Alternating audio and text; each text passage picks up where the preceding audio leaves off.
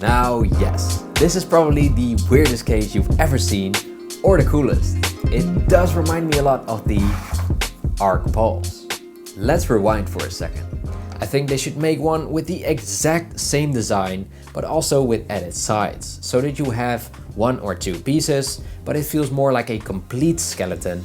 And I think that is the missing piece here. In that way, also a lot more people will be willing to spend that money on the product and still have that sense of security. Yes, I did say that. Sadly though, this isn't on the same level, since the Arc Pulse is made of aluminium and this one is plastic.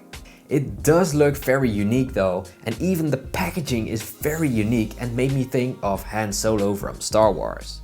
But branding is one thing, and while I do appreciate it, how is the case really? Well, my first worry was MagSafe, since it is shaped so weirdly. Luckily though, my worries were ungrounded, since it has good MagSafe. And it kind of shocked me how good these magnets really are, to be honest. But, and there is a big but, the MagSafe ring is made very cheaply and it's one of those paste-in rings with the glue that just doesn't hold up. And once I opened the package, it was already hanging out. Not good. Luckily, I got 2 units, so I could test the MagSafe aspect at least with a working one. But that's a red flag for me. Next up, the fit. It seems to fit nicely, easy to get on the phone, and there is also a nice click to the end.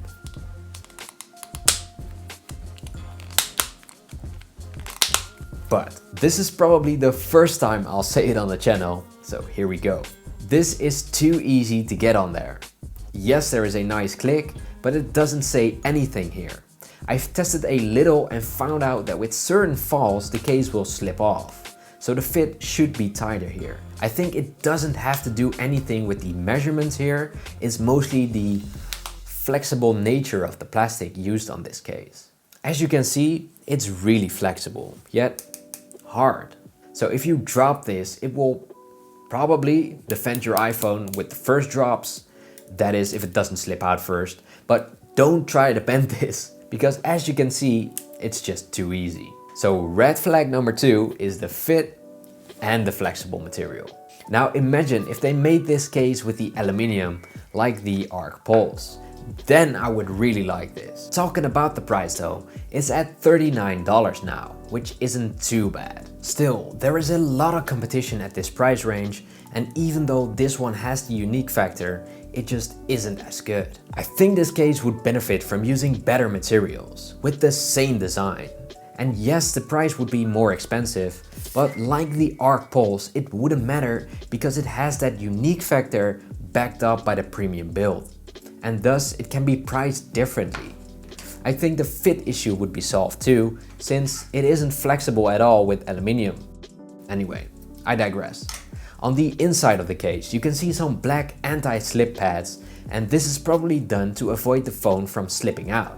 But it's mostly the corners that do, not the foam body itself. So this is a missed opportunity here too. What's curious too is the fact that they filled the outer layer with a transparent resin, which does look very cool and is a smart idea to refine the inner case. The camera bump is also very minimal, which can look cool, but I'd rather have a big camera bump on a case like this, because I'm already being risky. I don't have to take even more risks. I'm not sure how to rate this one. I like the design, but I cannot let it cloud my judgment. This case is pretty bad, but I wanna like it. Sadly, I just cannot recommend it as of right now. The case would slip off when falling, the magnet ring would drop out over time, and the material just feels flimsy. Great packaging though, E tier. Oh wait, that's a different video. And if you haven't seen that one already, make sure you click over here and I'll hope to see you there.